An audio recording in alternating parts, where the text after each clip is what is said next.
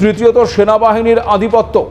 বহু বালোচ পরিবারের অভিযোগ, রাষ্ট্রীয় অপরাধের নামে মানুষ তুলে নিয়ে গিয়ে নিখোঁজ করে দেওয়া হয়েছে, নির্যাতন করা হয়েছে, আর এসব চলছে বছরের পর বছর ধরে। এতে সাধারণ মানুষের মধ্যে পাকিস্তান সরকারের প্রতি ভয়ের পাশাপাশি গভীর অবিশ্বাস তৈরি হয়েছে, রাগ ক্ষোভ তৈরি হয়েছে। তারা রাষ্ট্রকে তাদের রক্ষক নয়, বরং দমনকারী বলে মনে করেন। তাছাড়া আবার ওই চীন পাকিস্তানের অর্থনৈতিক করিডোরের একটি বড় অংশ হলো ওই গোয়াদার বন্দর, যার ফল ভোগ করছে অন্যরা। স্থানীয় বালোচরা চিরকালই অবহেলিত হয়ে রয়েছে। তাছাড়া বালোচরা নিজেদের জাতিগত, ভাষাগত এবং সাংস্কৃতিকভাবে আলাদা মনে করে। পাকিস্তানের রাষ্ট্রনীতি যেখানে ধর্মীয় পরিচয়কে প্রধান বলে মনে করে, সেখানে বালোচ জাতীয়তাবাদকে সন্দেহের চোখে দেখা হয়। ফলে বিরোধ আরও তীব্র হয়েছে। আর এসবের দায় নাকি পাকিস্তানের কথা অনুযায়ী ভারতে। ভাবা যায়, একদিকে এক প্রাক্তন রাজনৈতিক নেতা খোলাখুলি স্বীকার করছেন যে তারা ভারতের বুকে হামলা চালাচ্ছেন, আবার এই নেতাই বালুচিস্তানের বিদ্রোহকে আন্তর্জাতিক অবহেলার কারণ হিসেবে ব্যবহার করে ভারতের ওপর দোষ চাপাচ্ছেন। এটা বোধহয় ওই পাকিস্তান বলেই সম্ভব। নিজেদের অন্যায়ের ভার তারা গর্ব করে তুলে দিচ্ছে অন্য দেশের ঘাড়ে। অর্থাৎ প্রাক্তন পাক মন্ত্রীর স্বীকারোক্তি থেকে একটা বিষয় স্পষ্ট যে দিল্লি বিস্ফোরণের নেপথ্যে তো বটেই, পেহেলগাঁও হামলার পেছনেও ওই পাকিস্তানেরই মদত রয়েছে। আর এই সমস্তটাই জেনে বুঝে করছে পাকিস্তান। সেই জন্যই কি আগে ভাগে এবার সতর্ক থাকার বার্তা দিয়েছেন ওই পাক প্রতিরক্ষা মন্ত্রী। অপারেশন সিঁদুর 2.0 হতে পারে, এটা ভেবে কি এখন ভয়ে কাঁপছে জঙ্গিবাদের দেশ পাকিস্তান?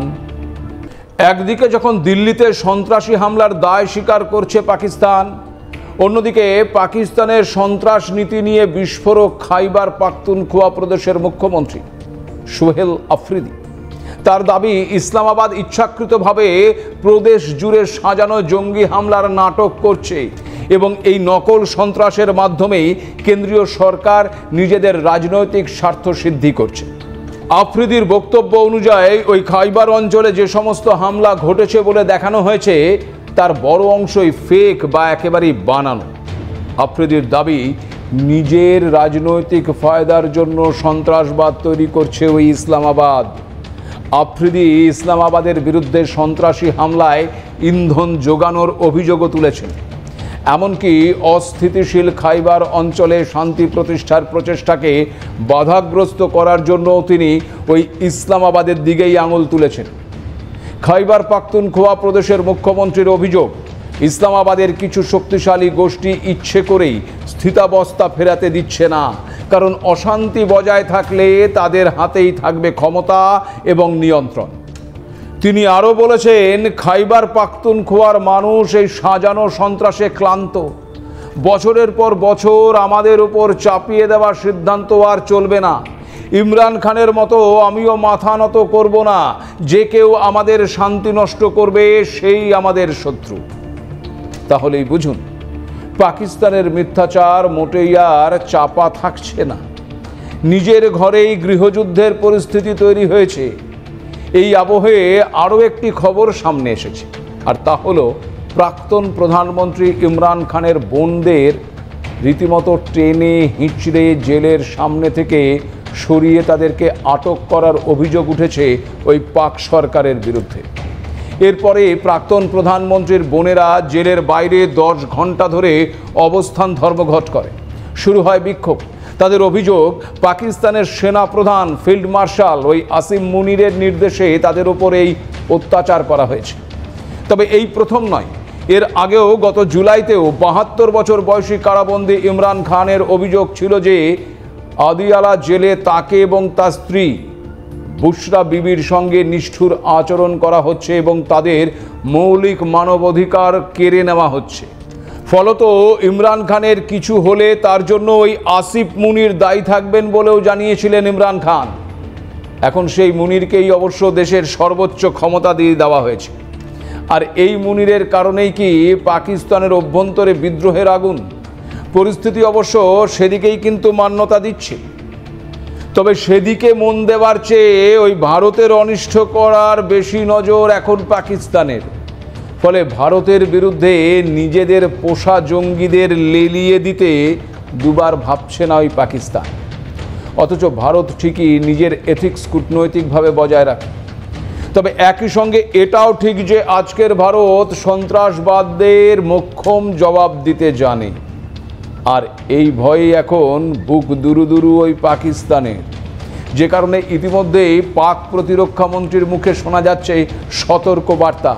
তিনি জানিয়েছেন পাকিস্তান হাই অ্যালার্টে রয়েছে, ভারতের সঙ্গে যুদ্ধ সম্ভাবনা উড়িয়ে দেওয়া যাচ্ছে না। পাকিস্তান কোনো পরিস্থিতিতেই ভারতকে উপেক্ষা করছে না বা বিশ্বাসও করছে না। পাক প্রতিরক্ষা মন্ত্রীর মতে সীমান্তে আফগান অনুপ্রবেশ বা ভারতীয় আক্রমণ সহ যে কোনো প্রতিকূল পরিস্থিতি তৈরি হতে পারে। পাকিস্তানকে অবশ্যই সম্পূর্ণ সতর্ক থাকতে হবে। কিন্তু প্রশ্ন হচ্ছে, কেন পাকিস্তানের এই লাগাম ছাড়া নির্লজ্জের মতন ব্যবহার? কেন পাকিস্তানের এত ভয়? পাকিস্তানের বর্তমান আচরণ যদি একজন মনোবিদ বিশ্লেষণ করতেন তাহলে হয়তো বলতেন এই এক রাষ্ট্রীয় ডিফেন্স মেকানিজম। নিজের ব্যর্থতা, দুর্নীতি, অস্থিরতা, গৃহদাহ, আন্তর্জাতিক বিচ্ছিন্নতা এসব আড়াল করার জন্য পাকিস্তান যেটা করে সেটা হলো ভারত বিরোধী উন্মাদনা তৈরি। কারণ পাকিস্তানের শাসকগণ খুব ভালো করেই জানে নিজের জনগণের সামনে কোনো উন্নয়নের খতিয়ান তারা তুলে ধরতে কখনোই পারবে না। তাই শত্রু বানানোই তাদের একমাত্র রাজনৈতিক টুল। কিন্তু এইটুকুই কি আসল কারণ? মোটেও না। আসল কারণগুলো আরও গভীরে রয়েছে। পাকিস্তানের শিরায় উপশিরায় ছড়িয়ে রয়েছে বিশ্বাসঘাতকতা। 1947 সালে দেশ দুটি আলাদা হওয়ার পর থেকেই পাকিস্তানের অভ্যন্তরীণ রাজনীতি দাঁড়িয়ে আছে একটা গুরুত্বপূর্ণ তত্ত্বের উপর। কি? তা হলো ভারত পাকিস্তানের অস্তিত্বকে হুমকির মুখে ফেলতে চাইছে। অথচ আসলে এ বয়ান যতটা না রাজনৈতিক তার চেয়ে বেশি ওই মনস্তাত্ত্বিক। কারণ পাকিস্তান কখনোই নিজের জাতীয় পরিচয়কে উন্নয়ন, গণতন্ত্র বা সমৃদ্ধির ওপর দাঁড় করাতে পারেনি, পারবেও না। দাঁড় করিয়েছে শুধুমাত্র ভারত বিরোধিতার ওপর। ফলে পাকিস্তানকে টিকে থাকতে হলে ভারতকে শত্রু না বানিয়ে তাদের আর কোনো উপায় নেই। আজ পাকিস্তানে অর্থনীতি ধসে পড়েছে, মুদ্রাস্ফীতির রেকর্ড ছুঁই ছুঁই। তাছাড়া সেনা শাসন, বালুচিস্তানের সশস্ত্র বিদ্রোহ, আফগান সীমান্তে সংঘর্ষ, আন্তর্জাতিকভাবে বিচ্ছিন্নতা এবং IMF-এর ঋণে ডুবন্ত অর্থনীতি আসল পাকিস্তানের চিত্র তুলে ধরেছে। এই অরাজকতার দায় যদি জনগণের সামনে স্বীকার করে তাহলে তো ওই ইসলামাবাদ বা পাক সেনাপ্রধান কেউই আর ওই রাজনৈতিকভাবে টিকতে পারবে না। তাই তারা ব্যবহার করে সবচেয়ে সহজ অস্ত্র, ভারত। জনগণের সামনে ভারতকে হুমকি, বালুচিস্তানে ভারতের হস্তক্ষেপের মিথ্যা অভিযোগ কিংবা ভারত হামলা করতে পারে এসব দেখিয়ে নিজেদের সত্যিকারের ব্যর্থতাকে লুকিয়ে রাখতে চাইছে ওই পাকিস্তান। তাছাড়া পাকিস্তানকে কার্যত শাসন করে সেনার ওই ISI।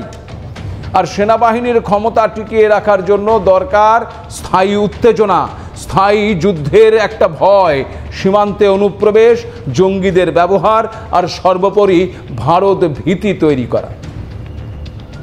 বাই এনি চান্স পাক জনগণ যদি প্রশ্ন তোলে এত বিশাল সেনা বাজেট কোথায় যাচ্ছে, তাহলে কি উত্তর দেবে তারা?